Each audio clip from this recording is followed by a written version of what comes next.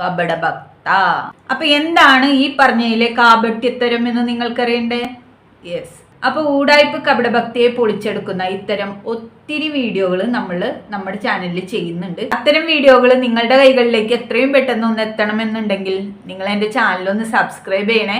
കൂടാതെ സബ്സ്ക്രൈബ് ചെയ്യുമ്പോൾ അതിൻ്റെ അപ്പുറത്ത് ഒരു ബെല്ലൈക്കൺ കൂടി വരും, അതിൽ ഓൾ എന്നുള്ള ഓപ്ഷനും കൂടി ഒന്ന് ഞെക്കി കൊടുത്തേക്കണം. അപ്പൊ എന്താണ് ഈ വീഡിയോയിലെ കാപട്യത്തരം എന്ന് നമുക്ക് പൊളിച്ചു കാണിക്കണ്ടേ?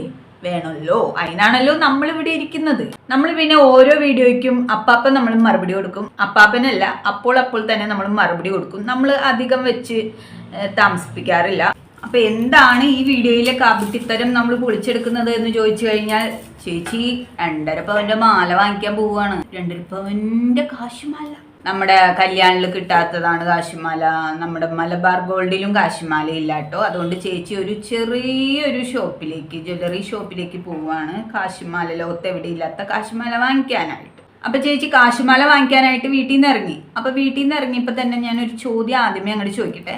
എവിടെ ചേച്ചി ചേച്ചിയുടെ കഴുത്തി കിടന്ന ചങ്ങല? കുറച്ച് ദിവസമായിട്ട് ചങ്ങല കാണുന്നില്ല. പണയം വെച്ചോ? കണ്ണന വിൽപ്പന ഇപ്പൊ കാര്യമായിട്ട് നടക്കാത്തത് കൊണ്ട് ഇത് പണയം വെച്ചോ? പണയം വെക്കാണ്ട് എന്ത് ചെയ്യും അല്ലേ? കാര്യങ്ങളൊക്കെ നടന്നു പോകേണ്ട ഇഷ്ടാ. നിങ്ങൾ എല്ലാരും ഒരു കാര്യം ശ്രദ്ധിച്ചോന്ന് എനിക്കറിയില്ല, ചേച്ചിയുടെ കഴുത്തി കിടന്ന ചങ്ങല കാണാനില്ല. പകരം കൊച്ചു കൊച്ചു ചരടുകൾ കഴുത്തി കെട്ടിയിട്ടാണ് ഇപ്പൊ ചേച്ചി ആ ഒരു അപാകത മറയ്ക്കാനായിട്ട് ശ്രമിക്കുന്നത്. ഇപ്പോഴത്തെ സമയത്ത് 2.5 പവൻ മേടിക്കുക എന്നത് അല്പം ബുദ്ധിമുട്ടുള്ള കാര്യം തന്നെയാണ് കേട്ടോ. ഏതോ ചെറിയ ഷോപ്പിന്റെ ആൾക്കാർ ഒരു പ്രമോഷൻ വീഡിയോ കൊടുത്തിട്ടുണ്ട് സുഹൃത്തുക്കളെ. ആ പ്രമോഷൻ വീഡിയോ എടുക്കാൻ പോവുകയാണ്. അപ്പൊ കല്യാണിലും മലബാർ ഗോൾഡിലും ഒന്നും കിട്ടാത്ത 2.5 പവൻ കാശുമാല വാങ്ങിക്കാൻ പോകുന്നത് ഒരു ചെറിയ ജ്വല്ലറിയിലേക്ക്. ചേച്ചിക്ക് ATM കാർഡിൽ നിന്ന് 2 ലക്ഷം വരെ ഒരു സമയം പിൻവലിക്കാൻ പറ്റുമെന്ന് പറഞ്ഞ ചേച്ചി ലോകത്തെങ്ങുമില്ലാത്ത ഒരു പ്രൈവറ്റ് ബാങ്കിലേക്കാണ് കാശ് എടുക്കാൻ പോകുന്നത്. ശ്രദ്ധിച്ചോ നിങ്ങൾ? അപ്പൊ നാടകമല്ലാന്ന് എല്ലാവരും വിശ്വസിച്ചു കേട്ടോ. നമ്മുടെ ഇത്താത്ത ചേച്ചി ഒരു ചെറിയൊരു മുട്ടുസൂചി, ഒരു മൂക്കിന്റെ ആണി വരെ, അങ്ങനെ പറയാം, ഒരു മുട്ടുസൂചി പോലും വാങ്ങിക്കുന്നത് എവിടെ നിന്നാന്ന് നിങ്ങൾക്ക് അറിയാലോ അല്ലേ?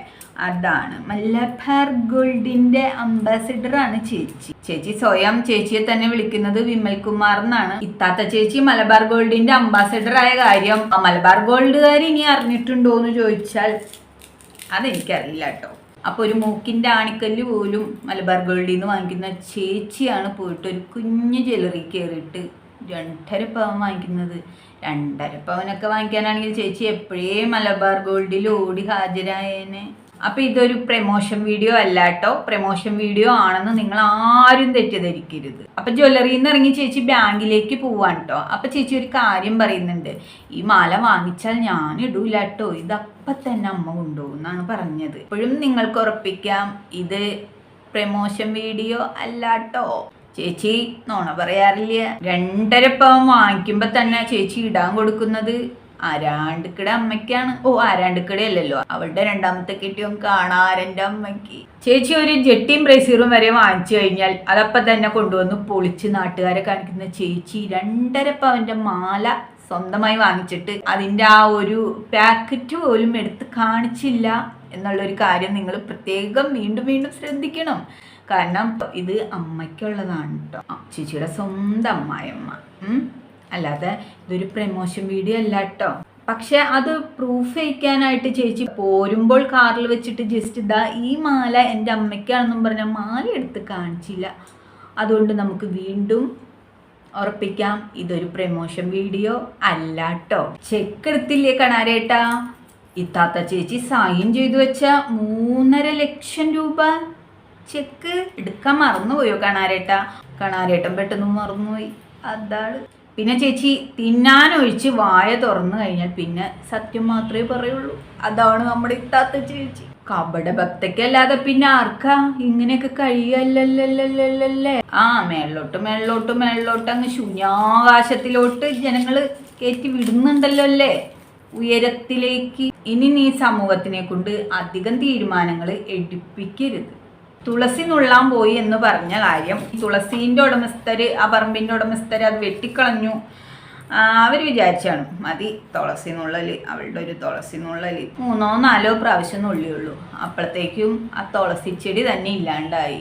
അതുകൊണ്ട് കപടഭക്ത എവിടെ തൊട്ടാലും അവിടെ മുടിക്കും എന്നുള്ള ആ ഒരു കാര്യമാണ് ഇപ്പൊ നമുക്ക് വീണ്ടും ഈ തുളസി ചെടിയിലൂടെ കാണിച്ചു തരുന്നത്. അപ്പൊ എന്റെ തുളസി പ്രയോഗം നല്ലോണം ഏറ്റിട്ടുണ്ട്. ചേച്ചിക്ക് അങ്ങ് കയറി നന്നായിട്ട് കൊണ്ടു. ഇപ്പൊ ഇടയ്ക്കിടയ്ക്ക് പറഞ്ഞുകൊണ്ടിരിക്കുക, പറമ്പ് കാണിച്ചിട്ടാ പറയുന്ന. അപ്പൊ കൊള്ളണ്ട മർമ്മത്തിൽ തന്നെ കൊണ്ടിട്ടുണ്ട്. ഏറ്റു. പിന്നെ ചേച്ചി വായ തുറക്കുന്നത് തിന്നാനും സത്യം പറയാനും മാത്രമാണ്. അപ്പൊ ഇടയ്ക്കിടയ്ക്ക് ഇങ്ങനെ സത്യങ്ങൾ വന്ന് വിളിച്ചു പറയുമ്പോൾ ചേച്ചിക്ക് ഒരു തരം വിഭ്രാന്തിയാണ്. അത് നിങ്ങൾക്ക് ശ്രദ്ധിച്ചാൽ മനസ്സിലാവും. ഒരു തരം പരിഭ്രമം. കാരണം പറയുന്നത് മുഴുവൻ സത്യങ്ങളാണല്ലോ. അപ്പൊ മാല ഇത്താത്ത ചേച്ചിയുടെ അല്ല എന്നുള്ളൊരു കാര്യത്തിൽ നിങ്ങൾക്ക് 100% ഉറപ്പായില്ലേ?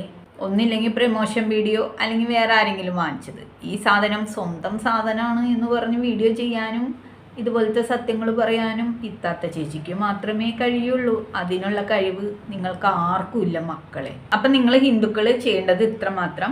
തിന്നാനും സത്യം പറയാനും മാത്രമായിട്ട് വായ തുറക്കുന്ന ഇത്താത്ത ചേച്ചിയുടെ ഫോട്ടോകൾ ആരും വാങ്ങിക്കാതിരിക്കുക കേട്ടോ.